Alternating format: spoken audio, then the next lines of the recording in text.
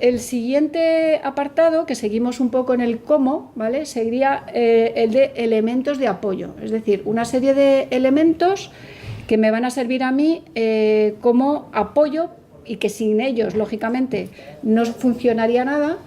Y se indica ahí incluso, pues alguno de ellos tremendamente importante, se dice como la propia cultura de compliance, es decir, son elementos de apoyo que sin ellos realmente pues el tema no funcionaría. Y el primero de los que se mencionan aquí es la cultura de compliance. La cultura de compliance, que es un término quizá bastante abstracto, pero que es muy importante y que de hecho la propia circular de la Fiscalía hacía mención bastante exhaustiva a esto. ¿Y qué quiere decir? Esto es lo que los ingleses denominan el tone from the top también, o sea, pues que realmente si desde la cúpula no hay un verdadero compromiso y una verdadera voluntad de que todo esto funcione, pues nada va a funcionar, o sea, realmente tiene que venir el impulso desde arriba. Y en la propia norma pues se definen determinados aspectos que puedan ayudarte a pensar si realmente existe una cultura de compliance o no, y sobre todo que a un tercero que vaya después a certificar la norma le pueda evidenciar que realmente hay una cultura de compliance en la propia organización. Por ejemplo, dice la norma pues que las partes interesadas realmente crean y sean conscientes de que existe ese sistema de gestión y en qué consiste. Es decir, entrevistas a partes interesadas de distintos tipos, tanto internas como externas, de el sistema de gestión y si existe y si son conscientes de que existe o qué, digamos, percepción tienen de ese sistema de gestión, sería una evidencia, una prueba de que realmente en la organización hay una cultura de compliance. O entrevistas a los propios empleados. O sea, realmente para ver si, pues, si conocen el código ético, si realmente son conscientes de que existe, etcétera, ¿no? Entonces, esta cultura de compliance, que como digo aquí se define con bastante exhaustividad, es un elemento importantísimo, ¿no? Y es digamos, el primero que aquí se relaciona como apoyo. El segundo es recursos. Y aunque realmente en la norma es un párrafo muy cortito, pero lo que dice es que el órgano de compliance penal tiene que tener los recursos suficientes. O sea, de nada sirve, y todos sabemos que es una excusa, digamos, o una forma a veces frecuente en las organizaciones de parecer que se cumple, el que se nombra un órgano de compliance, un compliance officer, pero luego no se le dota de recursos. Entonces eso realmente pues no sirve de nada. Y entonces aquí lo que se especifica es que tiene que tener suficientes recursos de todo tipo, humanos, tecnológicos, incluso accediendo a externalización, o sea, digamos,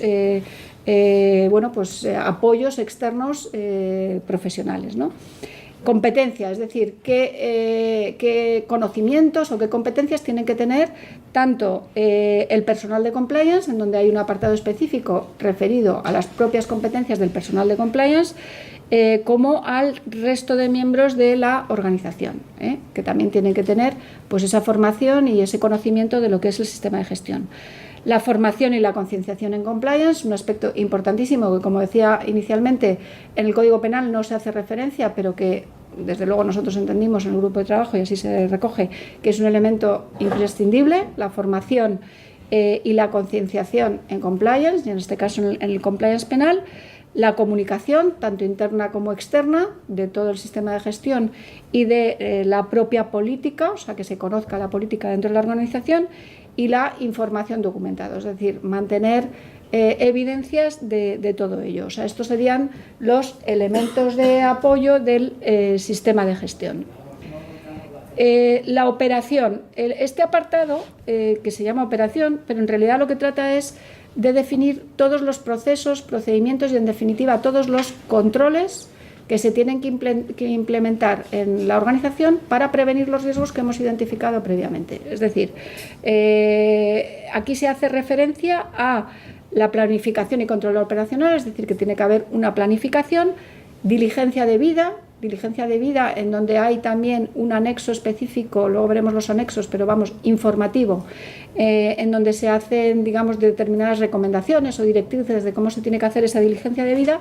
Quiere decir que para cualquier transacción, proyecto, contratación de personal, etcétera, que se realice en la empresa, se tiene que hacer esa diligencia debida, esa digamos, investigación o ese análisis para prevenir los riesgos. Se hace referencia también a los controles financieros, es decir, los controles sobre los recursos financieros de la organización que se tienen que implementar.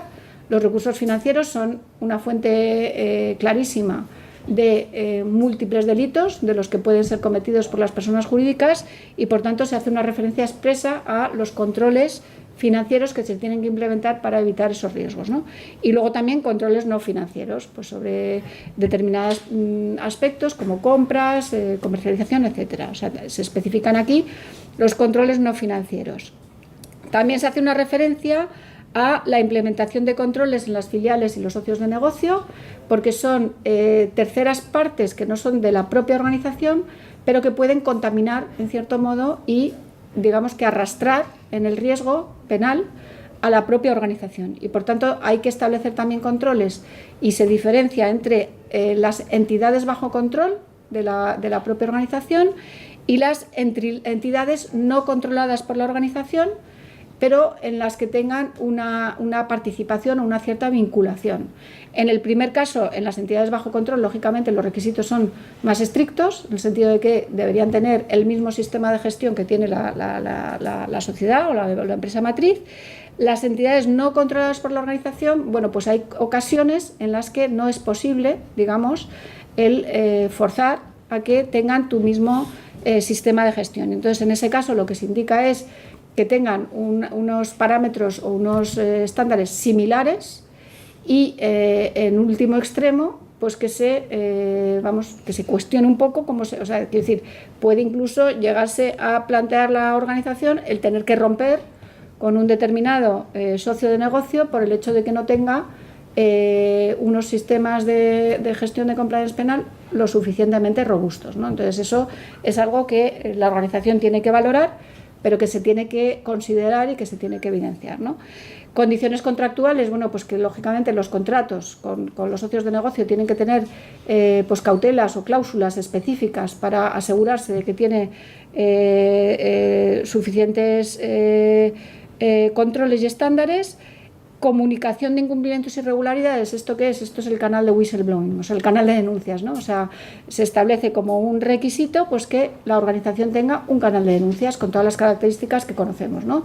Que sea confidencial o anónimo, que sea pues que no que esté protegido el denunciante, que no haya en ningún caso ningún tipo de represalia, que sea un canal conocido y que se fomente su uso por parte de todos los miembros de la organización, etcétera, ¿no? Y por último, la investigación de incumplimientos, es decir, que todos los incumplimientos, las irregularidades de lo que se tenga conocimiento se investigue. No puede haber nada que no tenga consecuencias y eso es lo que se especifica, que se investigue y que tenga consecuencias. Ya casi terminando, el último apartado, pero que desde mi punto de vista es muy muy importante, es el de evaluación del desempeño, que es el de chequear, o sea, en ese círculo que veíamos de planificar, hacer, chequear y actuar, este sería chequear, es decir, no basta con diseñar algo muy bonito, no basta con parecer que se ha implementado de forma correcta, si no hacemos posteriormente un seguimiento de que todo esto está funcionando de forma adecuada. Y esto es lo que se especifica en este apartado, el seguimiento. ¿Y qué es el seguimiento? El seguimiento es lo que los ingleses denominan el monitoring, o sea, la monitorización. O sea, es un seguimiento continuo, y se diferencia, como veremos después, de la auditoría, de las auditorías puntuales. Esto es un seguimiento continuo en donde se tiene que ir evaluando dos aspectos. Por un lado, el diseño del sistema de gestión, es decir, si nosotros lo hemos diseñado de forma adecuada, y por otro lado el funcionamiento, es decir, si está funcionando de acuerdo con nuestro diseño, o sea, porque aquí puede haber dos grandes errores, digamos, o sea, pues que el diseño sea incorrecto, por ejemplo, que no hayamos identificado correctamente algún riesgo o que hayamos diseñado mal algún control. Como os decía antes, pues un control puede ser manual o automático. Si hemos diseñado mal el control de forma que el riesgo no está siendo mitigado, pues hay un mal diseño. O puede estar bien diseñado pero funcionando incorrectamente. Es decir, nosotros hemos dicho tiene que haber una persona que diariamente verifique esto y esa persona no lo está verificando. Entonces, aunque teóricamente está bien diseñado el control, el funcionamiento no está siendo correcto y por tanto eso también lo tenemos que identificar. Y eso se tiene que hacer en esta fase de seguimiento, ¿no? Aquí te especifica cómo hay que hacer ese seguimiento. Ese seguimiento siempre se hace basándonos en informaciones que tenemos que ir recolectando, recogiendo, ¿no? Informaciones de todo tipo, y hay una relación bastante exhaustiva de cuáles son las fuentes de información que nos van a dar una idea de cómo está funcionando el sistema de gestión.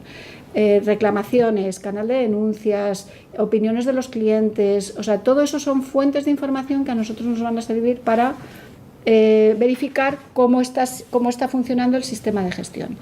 Métodos de recogida de información, análisis de esa información, o sea, una vez que nosotros tenemos la información hay que analizarla para ver también pues un poco la causa a raíz del mal funcionamiento en caso de que exista, qué es lo que está funcionando mal.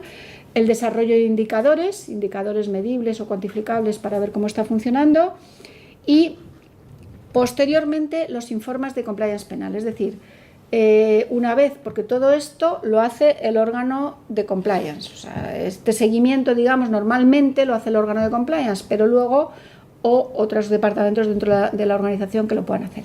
Pero luego hay que informar a la alta dirección y hay que informar al órgano de gobierno, porque como vemos también en este apartado a continuación, el órgano de compliance penal tiene que realizar este seguimiento, pero la alta dirección tiene que hacer un análisis de este seguimiento, y el órgano de gobierno también tiene que hacer un examen de este seguimiento. Es decir, ellos no se pueden abstraer de que las cosas estén funcionando mal. Tanto la alta dirección como el órgano de gobierno tienen su responsabilidad en hacer el examen de este seguimiento y de identificar las cosas que no están funcionando y de implementar las acciones correctivas, las acciones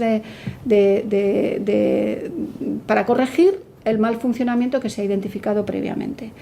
Luego tiene que haber una revisión por el órgano de compliance penal, una revisión por la alta dirección y una revisión por el órgano de gobierno, por los tres pilares que identificábamos inicialmente del sistema de gestión. Y también se indica aquí que tiene que haber auditorías a intervalos planificados en base a un plan de auditoría previamente hecho, y que revisen también pues que todos los elementos o los factores del sistema de gestión están funcionando de forma adecuada.